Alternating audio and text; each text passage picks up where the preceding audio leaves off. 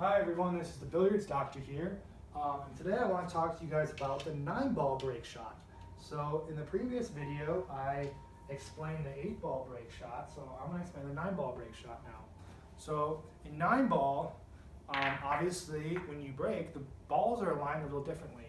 And over the years, people have moved from the center of the table to the side of the table. And that's because in 8-ball, the way the balls are aligned is that when you look at the triangle, there's the front ball, which is the ball the cue ball hits, and there's two balls right behind the front ball, and those two balls will tend to kind of travel towards these side pockets. That's on the 8-ball break.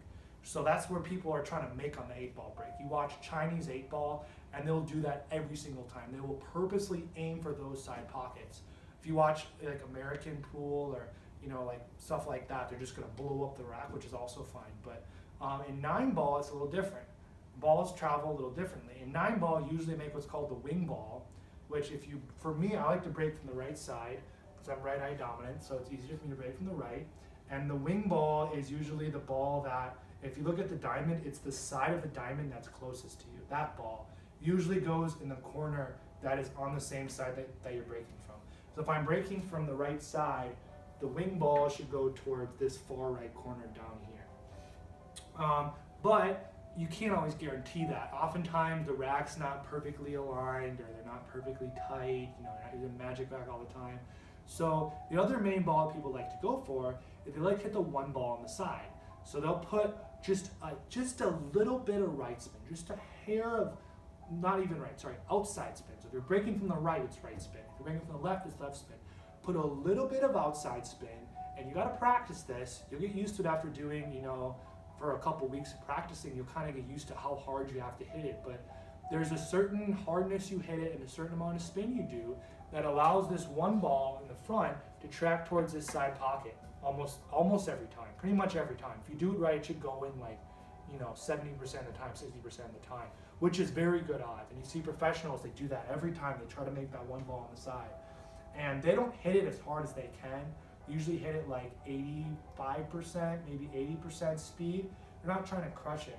But the 9-ball break, what they do is, like I said, I'm right-handed, so I like to break from the right. Right eye dominant, so I like to break from the right. So I put the cue ball a little bit off the rail, and then I line up like this, and I use the rail to grip. So I do the classic, if you watched my video earlier on the different bridges, the classic closed bridge on the rail, this hold.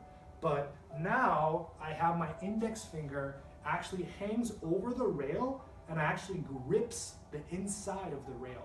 And this allows it to be like super stable, so nothing's gonna move. And I learned this from watching Carl Boyce. Carl Boyce had a video that he made, and he's a great professional pool player from England. And he talked about this, and I copied him, and it's just been, I do every time now, it's amazing. And my 9-ball break, I think, is like really, really good. So I really like this. So keep here, index finger goes over the cue and kind of locks into the rail. And then it's the same form as an 8-ball break now. You're gonna hit, and you're already going downward because the rail's elevated. You're gonna go up, and you're gonna hit, and your leg's gonna come in the air. This is, of course, if you played a lot, your leg will come in the air, cue will go up, and that's how it works. That's the 9-ball break. If you're left eye dominant, you may want to try from the left side, but honestly, it's good to know both sides, and I usually switch off too. If I'm starting off and I haven't played on the table, like in a tournament or something, I usually start from the right. But if you're not making balls off the break, then it's good to mix it up. It's good to switch it up. So you'll see the pros do that a lot too. If they're frustrated they're not making a ball on the break, they'll switch to the left side. But they pretty much always break from the sides because they're always trying to make the one ball in the opposite middle pocket. That's a 9-ball break. Some professional players will like to, even put their hand on the rail, out like this. But I like to use the rail and really grip that rail to keep it tight. But it's kind of personal preference. But like I said, you want to put a little bit of outside English on the cue ball, not too much. You want to hit the one ball very square, a little bit, obviously square in terms of the line of shot, to push the one ball into the side pocket with your right English.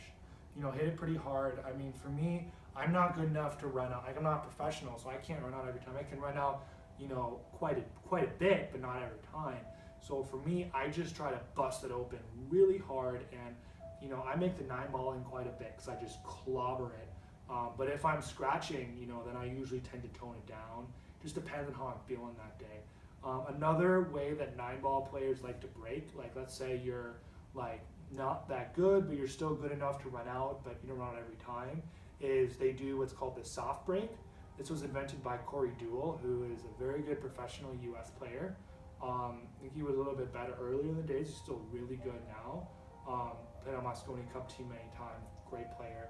He likes to invent all these different styles of breaks, and he invented what's called the soft 9-ball break, which is basically everything's the same, except you just hit the ball softer.